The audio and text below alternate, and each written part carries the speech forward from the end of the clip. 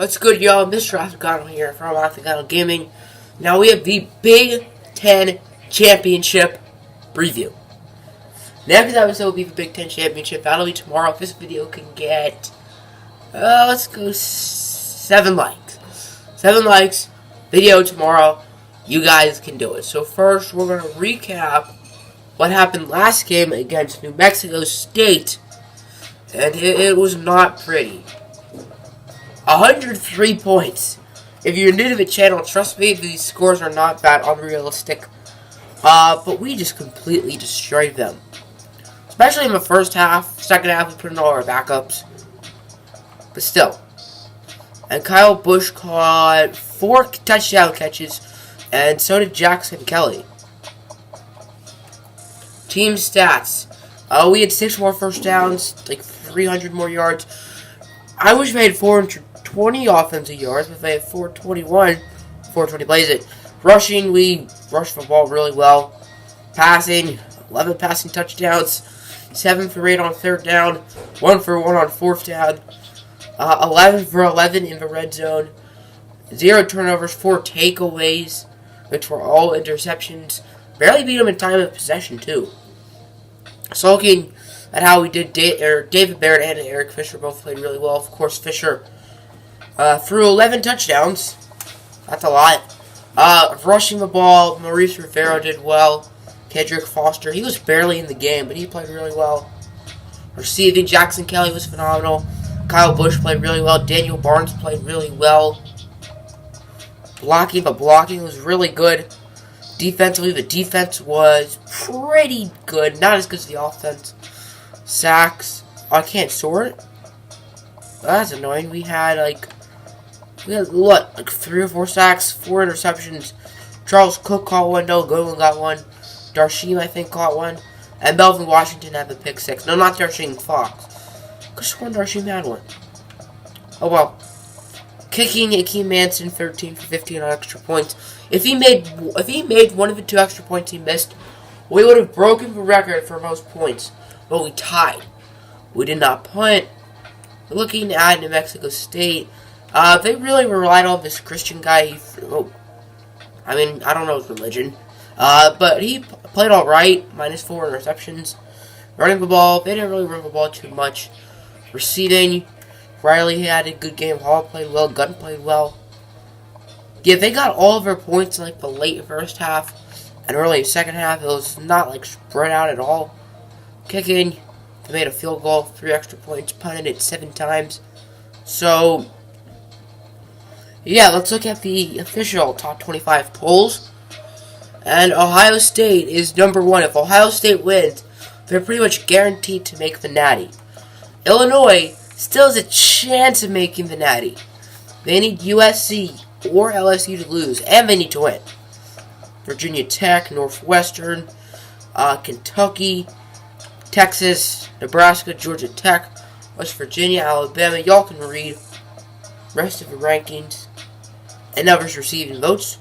Boise State, UCLA, Washington, New Mexico, UL Lafayette, Navy, Clemson, and Bowling Green. So, Heisman watch. Where the heck is Eric Fisher? He deserves to be in the Heisman watch. Sean Jackson is the best player in college football, though, in my opinion. Which, that's not good, because we're playing him. Look at all these awards. Where is Eric Fisher? Where is Eric Fisher? Where is Eric Fisher? Look at that, that's defense. That's also defense. But where's Eric Fisher? 39 touchdowns to 7 interceptions. And he's going to have more touchdowns. Maybe another interception or 2. Illinois playing the best pass defense in all college football. So, let's look at the stats so far for Illinois. Conference championship and bowl games, they add to your stats. David Barrett's had a good season, and of course, Eric Fisher has as well. Exactly 3,000 yards so far, 39 touchdowns to just 7 interceptions. Kendrick Foster, over 1,000 yards. Looking nice. Eric Fisher, the reason why he's not in any of those award races is running the ball. And he's a good runner, but the problem is, when Eric Fisher gets sacked, they count that as a loss of rushing yards. They count it as a sack, but they also counted to Eric Fisher's rushing yard total. I don't get it. I don't get it at all. It makes no sense to me, but it is what it is. He's had about 200 career rushing yards, when in actuality, he's had more than that. Receiving Jackson Kelly's been great. Kendrick Foster's played well. Derek Hall's been very good. Dan Cook's played well. Kyle Busch, he sucked at the beginning of the season. He sucked. But now Kyle Busch does not suck. He's really gotten a lot better as the season's progressed. And I think it'll be okay when he steps in for Jackson Kelly once Jackson Kelly graduates. The blocking's been inconsistent, I guess will be the word. The defense has played very well this season. One of the best defenses in college football for sure. Delshon Phillips, he has played really well this season. 3 interceptions, 2 sacks, 12 tackles for a loss, 68 tackles. Marcus Miller, the second half of this season, he's been phenomenal. 24 tackles for a loss. Darshim has 4 picks. Charles Cook has 5 picks. Both of them have played great. Trey Watson, he was really good towards the first half of the year. Now he's been a little quieter, but still a good year. I didn't mean to do that. Let's get back to the stats. Brandon Booth has played well. 39 tackles, 2 interceptions. Fumble recovery, which I believe was a touchdown. Adam Wade has played pretty well. Adam Butler has 3 interceptions. 2 of them, I think, were pick sixes. Steve Cleveland has played pretty well. Nick Rodriguez has been, he's gotten better as the season's gone along.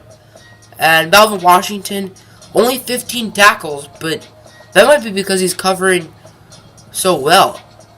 Is there like a catches allowed? Nope. But I think Melvin Washington has been one of the unsung heroes of his defense. And then the guys down here, whoop-de-doo. A kick in ya. Akeem, the Dream, Manson. It's been anything but a dream season for him. 46% field goals. Better than when he was a sophomore. And now he's a senior. Punting the ball, we have barely punted it, which is very interesting. But Jonathan Hand, he's not great. Work in progress. So, now let's look at Illinois' recruiting. Illinois is going to have a very easy signing day because they got all the guys they wanted already. So, Darius Shrub, he's probably the best player they need to get for signing day. Joseph Hodges.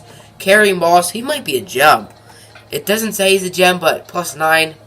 Melvin Washington was +8, and it didn't say he was a gem until Illinois got him, and he's a gem. But Chauncey Perez just committed.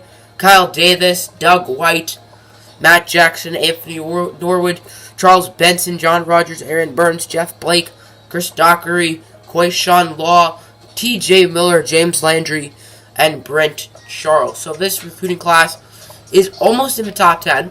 It's at number 12. 14 signings, 3 5-stars, 2 4-stars, bunch of 3-stars as well. So, the last thing I want to see is the Ohio State roster, and then the Upper Conference Championships. So you guys probably know our team pretty well. If you don't, here it is. Now you know it. Ohio State. Where are the Buckeyes? There are the Buckeyes. They have no 99s, which is interesting. Quarterback, Sean Jackson. Sean Jackson is the most talented quarterback in college football. 37 touchdowns to 1 interception. That just baffles my mind. 1 interception. He is very good. He should win the Heisman. Josh Ortiz, he's pretty solid. They also have James Washington and Carlos Turner, who are both really good. Fullback, don't really care. Receiver, Santonio Steele, very good player. Eric Clark, Darren Sullivan. Tight end, Lonnie Edwards, he's an All-American. Their offensive line is pretty solid. A lot of young guys. Javon Whitworth, one of the best interior offensive linemen in college football. Kyle Daniels, very good player. Same with Ed Floyd, 93 and 95 respectively. Chaz Stewart and James Leake, 2 very talented defensive tackles. Brad Manning will play outside linebackers. Matt Bailey is hurt. Middle linebackers, very good still. Right outside linebacker, still very outside linebackers aren't great, but they're still solid. Secondary, they still have Marshawn Lattimore, who is a phenomenal player. 2014 Bednarik, Nagurski, and Thorpe. He is one of the best players in college football. He'll probably add some awards this year as well. Free safety, Wes Harper, very good. Strong safety, Malik Hooker, another player who's still on this team. Only 15 tackles, no interceptions, but I feel like it could be like the Melvin Washington situation where like he's sort of like one of the unsung heroes of the team. So this Ohio State team is very good. They're better than Illinois. But that doesn't mean Illinois is not going to win. Illinois absolutely has a chance. So, looking at the scores, actually, let's look at the conference standings. So, looking at how Big Ten did, Illinois and Nebraska were neck and neck, but Illinois had the tiebreaker from beating them earlier in the season. Iowa is a good team. Louisville, that was Illinois' big loss and what could keep Illinois out of a national championship. I think if Illinois beat Louisville, they'd be the number 2 ranked team right now. Wisconsin, Minnesota, and Purdue all missed bowls. In the East, Ohio State, 12-0. They have not lost yet. Their last loss was last season to the Illini, which is crazy. Indiana, they played really well this year. Michigan, they played some good conference football. Maryland made a bowl. Michigan State barely made a bowl. When they lost to Illinois, they were ranked number 7. Boston College sucked. And Penn State, 1-11. Their only win was at Temple, and Temple's ranked. So that's actually not a bad win. So that's pretty much it for Big Ten. Looking at the other conference championship games, of course, Illinois and Ohio State in the Big Ten game. This is definitely going to be the best game of the weekend.